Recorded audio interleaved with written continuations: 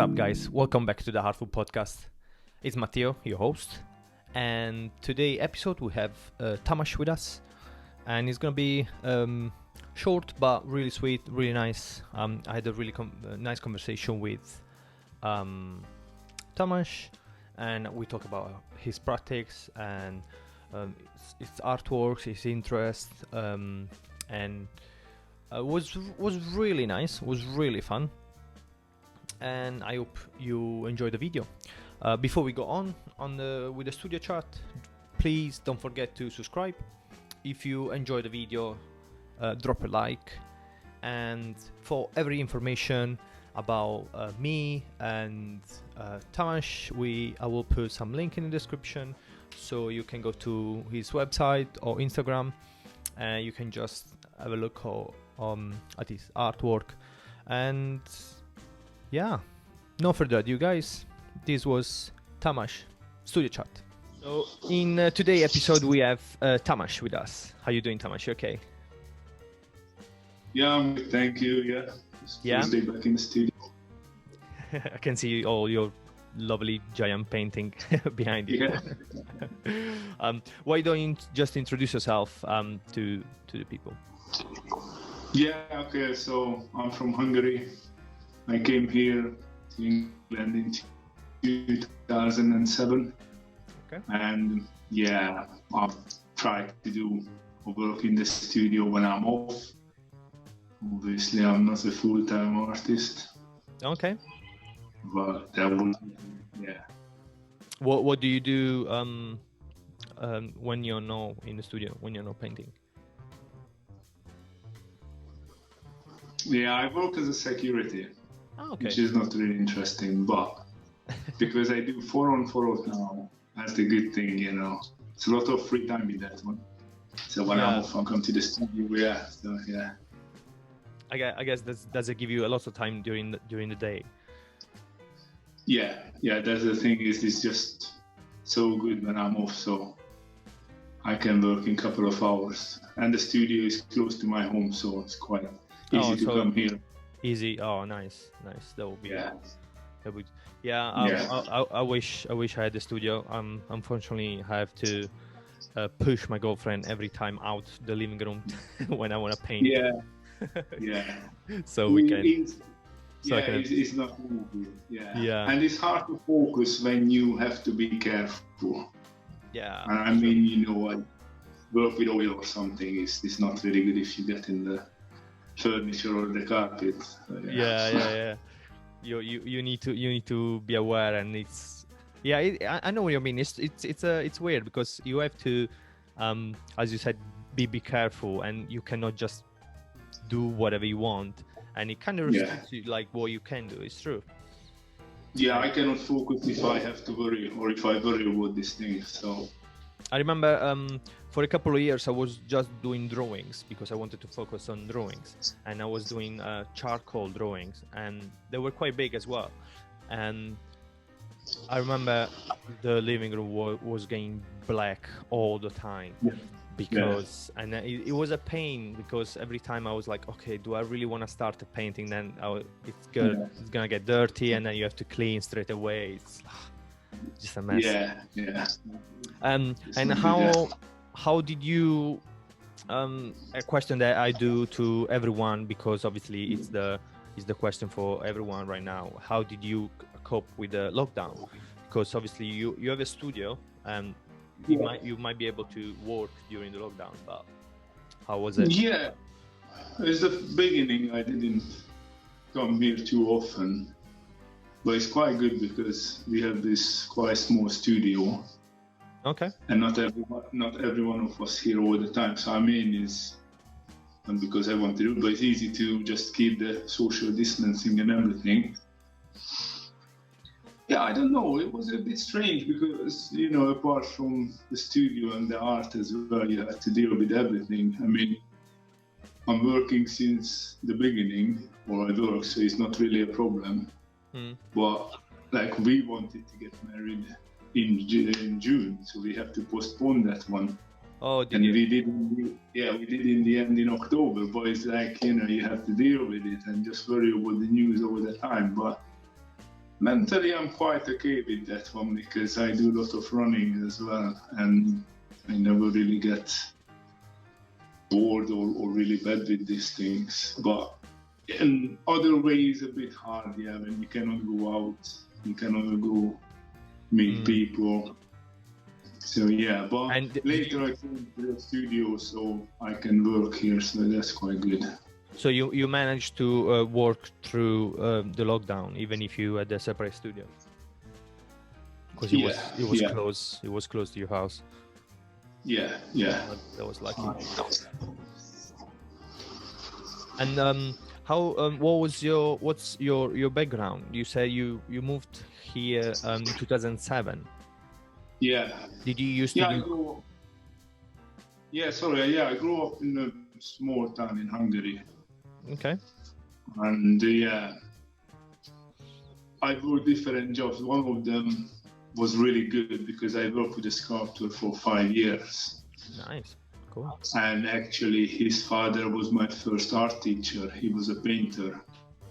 It was just quite an accident that we met years later and I could work with him. And that time there was another art teacher as well who taught me. So yeah, when was that in 2005 when I stopped working with him, and after I came here in 2007. Did you do any school, art college or stuff like that? No, it was only the private teachers. Ah, okay. But it was really good because it was with the basics. They were working or drawing geometric forms and everything. So, and I learned quite a lot with that. Obviously, a school would be different, I guess, more help. Like, anatomy and the art history side of this thing. But so you always had this passion, and you always kind of try to find time to paint or to draw or since you were younger. Yeah, I always had that. When I went to the first teacher, that was the first time when I painted an oil or used the oil. First time when we did an oil painting, we drew a lot. And when I moved here, I started to use acrylic because it was much easier. Yeah. Less mess and the smell and everything. But I'm back with the oil now as well. So it depends how I feel or what I do. Do you? I was gonna say, do you mix the two media sometimes, or you just decide to? No. Yeah, sometimes I just work on an oil paint, and if I stuck with it or it's a bit too long, maybe I do another one with acrylic. And it's hard because sometimes the style doesn't suit one or the other. What I do is a small portrait, which is easy to do now because the oil is quite, is good because it doesn't dry obviously quickly. But I'm struggling with the bigger painting, which is oil, but it's on board, and it's just quite hard. It takes a little bit. Yeah, it takes time, and it takes longer especially when it's on board. There is not that canvas texture that absorbs. Yeah. I just feel it's even the oil just dries so quickly. So I cannot really work as I wanted or as I can work on a small canvas. So yeah. There's always a learning. How did your practice change during time? So you jump between the two media, and but what was your always what you always work on it? When I started here in England, this was the acrylic, and I did portraits mainly, but I really like the surreal paintings as well. So it's always different between what I do. Sometimes I do portraits, sometimes I do this surreal kind of thing, which could be like landscape mixed with animals and this kind of thing. But I don't know. I feel it is changed. If I look back older picture, I regret I made them sometimes, and it's because of the internet is there forever. Yeah. But this is how it works. So yeah, Do you, it's I don't know. It's hard. Yeah. do you think you're moving away from portrait, or is it just something that you just start to explore as well? I think I definitely moved away. I mean, I do drawing sometimes, more like A4 size. And like a ball pen or pencil drawing, and I like to do it. But after I did a couple of them, and it was quite random people, actors, whoever, and I find it quite boring. Okay. And it's not just, I heard when you talk to Karen about this one, it's really important to know the people. I mean, obviously, I don't know like Samuel L. Jackson, or you know what I mean. But when I do another one, it's just really need to know the person somehow. So otherwise, I feel it's just a kind of practice. Yeah. And I see my drawings as just a sketch. I call them sketch. It's more like a crosshatch what I use, the technique. Yeah. And sometimes, half of the head is missing or I don't really finish. And so, yeah, I went with the painting for these surreal paintings more. So but lately I started to do a small size of portraits again, and I quite enjoy them again. Oh, okay. With your painting? Yeah.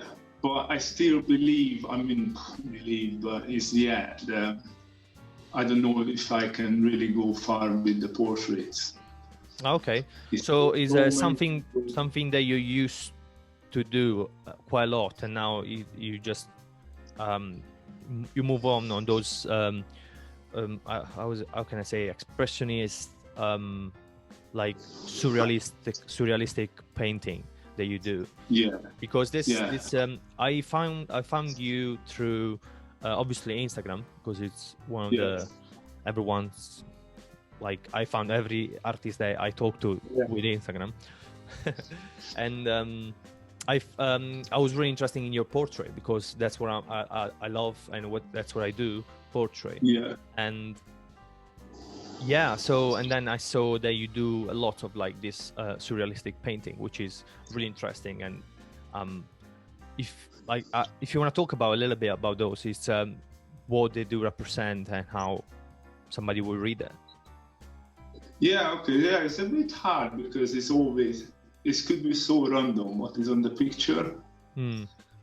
It's like one of them, I was sitting in the living room and tried to take pictures, and I got a kind of good position where it was interesting, so I put that one on the canvas. And after I find one of my nephews, and it was ice skating, and I like that one, so that's on the picture as well. Or I did our dogs, kind of, part of the painting, or just the tree, what I saw here in Thornbury. And I take a picture, and so it could be like this, or just my heater in the studio. And for example, the latest one, this portrait is like my friend has this small pet, gecko, and he loves her, and it's sitting on his head. Yeah, and I find this kind of interesting and funny, that's the thing. And if I feel that one, I can paint it. So this is how this could be anything, yeah. If so I feel it's interesting. Basically, for what I can understand, it's what's it's around you that makes you interested in something, and then you decide to put on your picture. So you don't really kind of plan what the picture will be. You just go with the instinct, let's say. Yeah, that is like basic. Like, for example, if the dogs or another, like the new painting, there is we have a friend, he's got a rescue dog, and I like that one. I like the shape of the dog, and I put it on the picture, but I'm just struggling with it, so it could change again.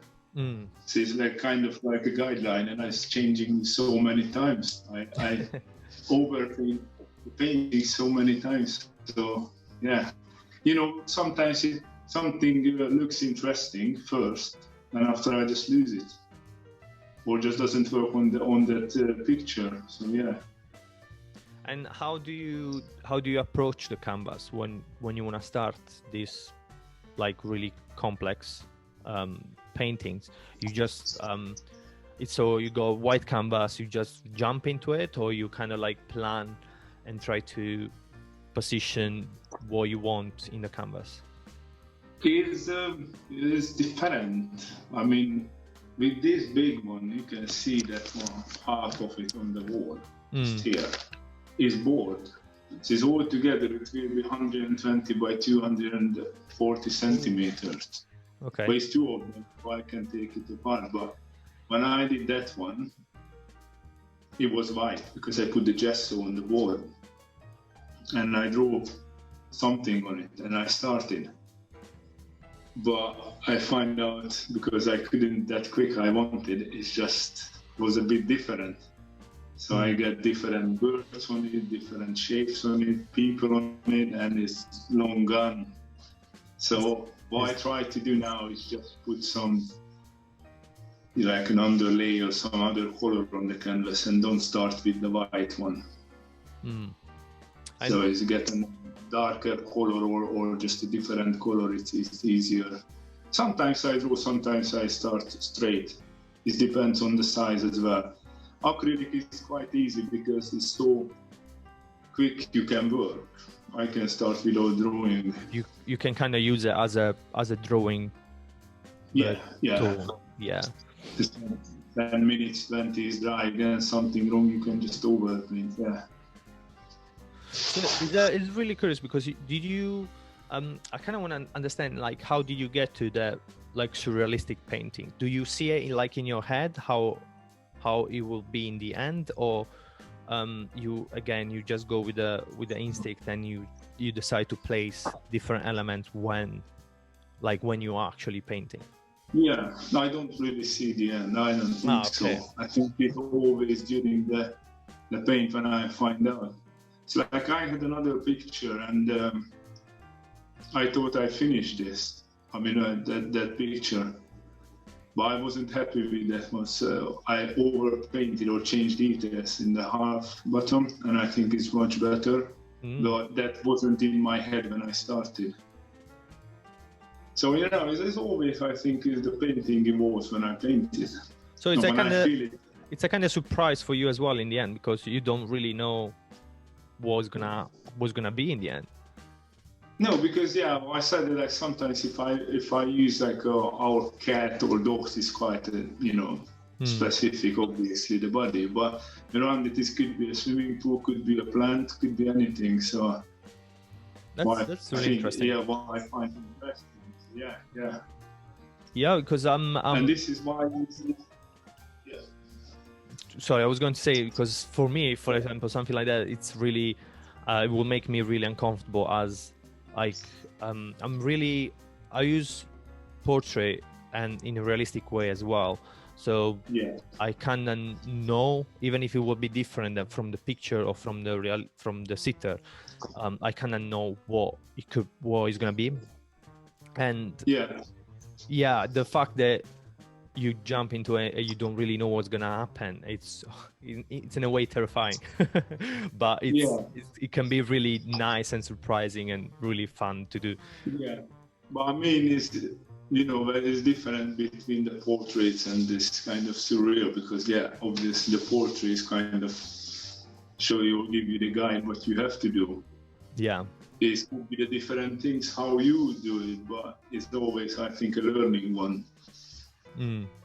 Sometimes I just surprise myself the color I used. What is the subject that you decide to paint? Does it have I think probably the question is better if there is a subject in those dreaming surrealistic painting, or is the whole painting that will tell you the subject, or there is something like okay, in the painting, this is what I need to, like, you guys need to focus in? I don't know. It's kind of like a story, that kind of picture. So I always said I don't mind what people see in the paintings. If they see there is a bush, if they see there is something else, I'm happy with that one. I think it's visual art, so it's like, people, what people think is up to them, And this is why I feel sometimes in the portrait is quite specific. So you see someone there, and it could be, oh yeah, it's this actor, but it doesn't look like him. And it's kind of annoying, you know what I mean, when they say that, because I believe even with the portrait, it's not really the aim to do that one. It's more like how you do it. So back to the surreal paintings, it's completely up to them what they see. I see what you mean. If they want to see something, I don't mind, Yeah, I'm a big fan on like people decide what the artwork will tell them, because when it's too much in their face, it's not, I don't think it's what the artwork is supposed to be. It's everyone needs to have their interpretation of it, and I think that's the real key if somebody like does art. For me, the audience needs to decide what that painting or what that drawing means. And I kind of use that, for example, in my immigration portrait. So basically, I did those big black and white drawing that I was talking about actually before, and so there were this big portrait, but you didn't know there was nothing there to tell them they were immigrants, and that's all. That was the message, because they, especially like as a hot topic there is immigrants right now, everyone has an opinion on it, and I just want them to show them that they're just person. They're just like, there is nothing for you to read. If I don't tell you they are immigrants, you don't know, and you just see a drawing of a person. And so it's I think it's really nice to leave to the audience decide what to do with their painting or drawings. And I think it should be like that, because I believe some people do the wrong way as well, because when they know someone is famous, they like everything what is from that person without thinking, so if they wouldn't know that person painted or draw the picture, maybe they would be like, oh, I don't like it. But as soon as they realize is that, for example, a Picasso, oh yeah, okay, that's great. And I think that's quite wrong as well. Yeah, for sure. Because people don't really think. Most of them, they just know that Picasso is this great artist, but nobody really knows why and what he did and how. They just got the nomia. It's another another problem in art. What are you? How are you get drawn to the subject that you decide to do, especially in portrait? So do you use or you used to do you use like photos, or it's or you said there has to be like somebody that you know, or it can be somebody that you don't know as well, but you're happy with the portrait as well? Most of them I know the person, but I mean it's not true, because I just did another one, and I'm reading his book. He's an Italian, I think it was Italian, Roberto Bolano. He died, unfortunately. But I'm reading his book and I really like the book. So all of a sudden I feel, okay, maybe I'll try to paint him. Nice. So if you see, there was a kind of connection. Obviously I couldn't know him, or there wouldn't be any chance to know him even if he would be alive. Or the new one with this gecko, I said with the friend, I met him at work, we talk to each other, we, say hello to each other, but don't really know him personally, so It depends, yeah, but I think most of the time there is some kind of connection. That's And that's I think it's interesting, is good, because that's the traditional portrait I don't like. And I feel it a lot of with the for example the Moore galleries in London.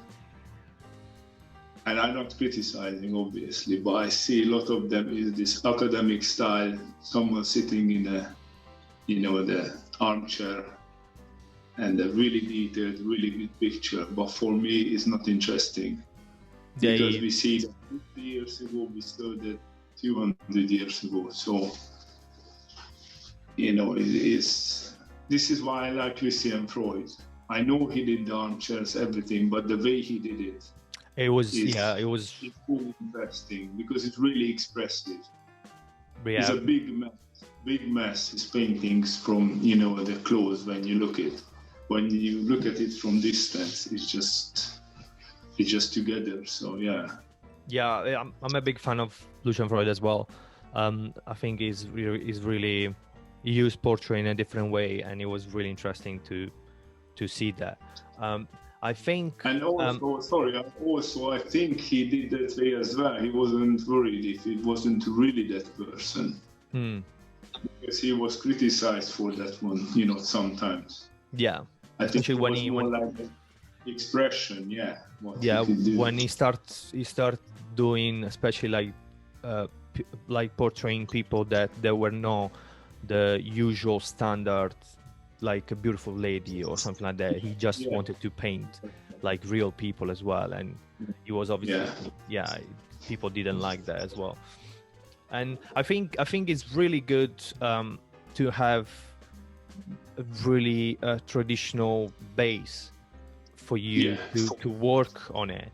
But obviously, if you can use that in a different way, I think you will create something like really beautiful and move on from like a really traditional painting, which I to be honest, I really love. The whole style of like importance given to the painting.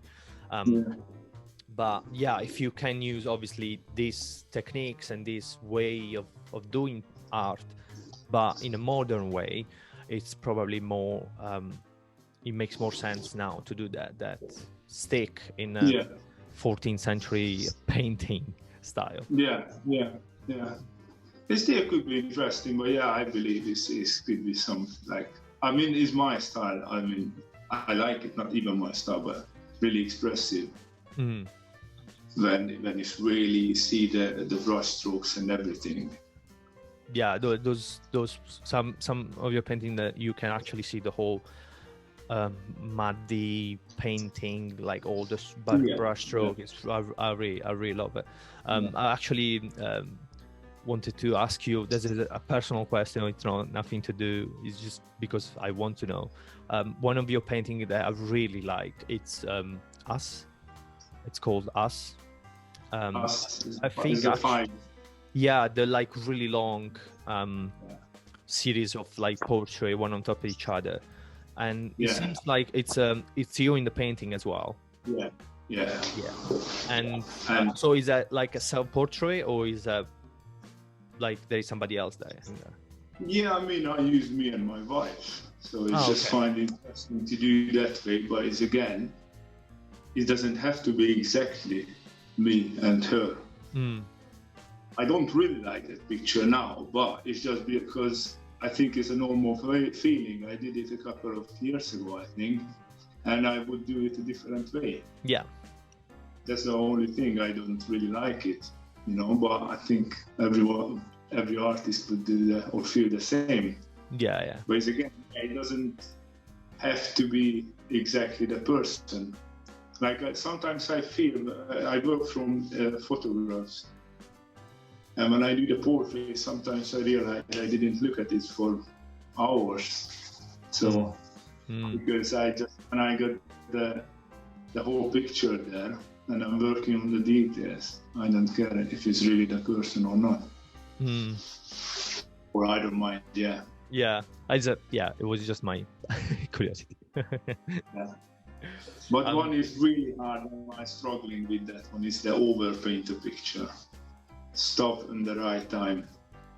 That's I would like to change. Yeah.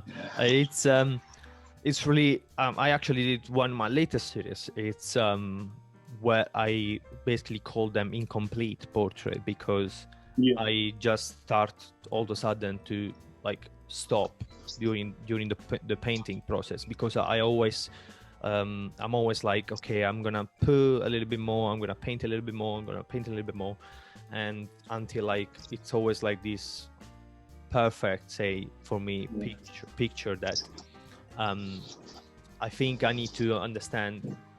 Sometimes it's better, it could be really good if you stop before and understand. Like if you see the layers of the paintings, it could be really good as well. It doesn't have to be this finished, polished painting all the time. Yeah, or just you have some part of the painting which is really expressive, but when you work on it more, you lose that one.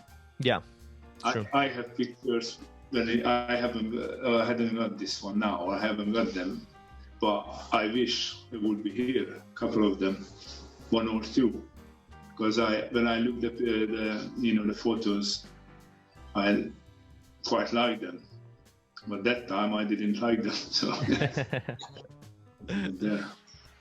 We talked about Lucian Freud. Do you have because it's I see what like how your paintings are influenced by him, and do you have any bigger like any biggest influence from like artist movement or? Yeah, I think I can say the biggest one I really like him is Matteo, the German contemporary painter. Okay. He's got this really interesting pictures. He doesn't call it surreal, but it's kind of so. It's like picture in pictures. It's kind of dream. Everything together for me is really good. But he's brilliant how he used the whole, the colors, the size of the painting is huge. So that's really big paintings. And I like him. And I like old, painters as well. And I try to like some of them, when I don't really understand. Like Jackson Pollock, I don't really get that kind of hype about him, but it's different. So do you say you like them, but you don't really understand why you like them? I don't like Jackson Pollock. Okay. I don't really understand that kind of thing. And I saw another thing just happened a couple of days ago, a week ago in Hungary. They sold the painting for 20 million forints, so quite high price. And this is a black canvas, and there's 4 lines on it. I think is blue, green, red, doesn't matter. Like a square shaped line. Yeah. So I cannot do nothing with that kind of thing. I know this is, the art, but it's for me, it's more like now rock, or, when I actually see something. I know it's not about the technical skill, because a lot of people are brilliant. Yeah. But I would like to see more than that. Yeah. I completely understand what you're saying. Sometimes it can do like push you a little back and be like, oh, okay. People like it, but I kind of don't understand what's going on. Yeah, that's the thing. I always said, if you have some connection with painting or art, it's good. If you don't, you don't have to be like, oh, I like it because I know the painter, Yeah. So, yeah. Completely agree. Do you want to just plug in your social media, your website, where people can find you? I use Instagram. I give up Facebook a couple of years ago, I think now. Occasionally I go back and I realize I don't miss anything. But sorry, you broke up. Can you repeat? Yeah, so what I said is I wish, social media wouldn't that important in our lives soon, because I think it's went over the top a little bit. And I mean about that one, if you think people cannot focus on anything really, today if you dance 10 seconds, you can be famous or popular. It's kind of strange thing, you know what I mean? And the same with the whole art. If you go on Instagram, you see this lot of people. And what I mean is better. I think everyone is just show the best thing. Yeah. I sold it, I'm good this, you know what I mean? You never see the struggle. You never see when they are in the studio and we cannot do anything for weeks or something. But obviously this is part of the life, so that's it, yeah. I'm on Instagram, so I cannot really see anything. I think it's important to see other or meet other artists. If someone contacts, that's what that's what I literally use for. I try to get because it's true. You can get really sucked in this world, and it's really it could be really bad. But if you use it consciously in a way that it's good for you, as for example find inspiration or find other artists and get in contact with other artists like I do, for example, and so I can talk to people that I might never met, and it could be really a good thing. But obviously a lot of people don't use it for that. It's obviously went way too far to the side. True. Anyway, I really appreciate the talk. Thank you very much, Tomasz, for your time and for being part of the podcast. Thank you very much for calling me. It was really good to talk to you. Sometimes it's really good, like talking to art with somebody that good to talk to art about art. I never done this before, so it's quite interesting and it's quite nervous, you know what I mean? It's just different thing, Hopefully you enjoyed it, and I'll speak to you soon for sure. Okay, thank you very much. Thank you very much. Bye, have a good day. Bye. Thank you.